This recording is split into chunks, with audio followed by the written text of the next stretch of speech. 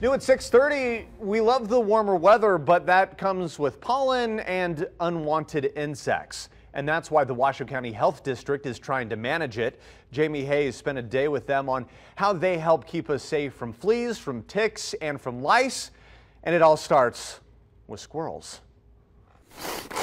You may start seeing these guys walking around our local parks this week. They are spraying what they call flea dust and ground burrows. It's actually the same flea powder that you would purchase to put on your dogs or cats. This helps kill fleas, ticks, and lice that live on the squirrels and prevent any outbreaks, such as the plague. The exact same plague that would have caused the Black Death in Europe, except we see it in the West in ground squirrel populations. Now, luckily, we haven't had a plague outbreak in years, but if it did happen, it could come through our household pets. Dogs or cats in parks could put their heads into burrows or try and catch those squirrels, bringing the fleas into your home. Dogs are very curious. They'll pick up an animal, actually try to eat it in some cases, and that's a potential plague exposure. After they've done the flea dusting in parks in our area, the next step is to see if they've eliminated the problem. But first, they need to catch them.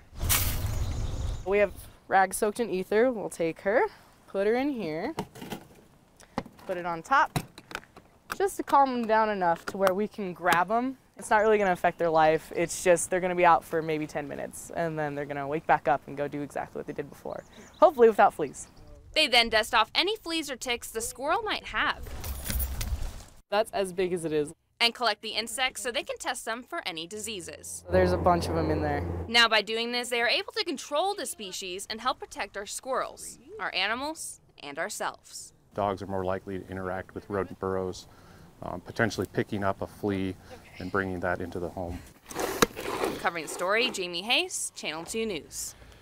The health district says some signs of a squirrel that may have the plague is that they may be sluggish or lying down, essentially not normal squirrel behavior. And they ask that if you see a squirrel with some suspicious activity, to call them at 775-328-2434.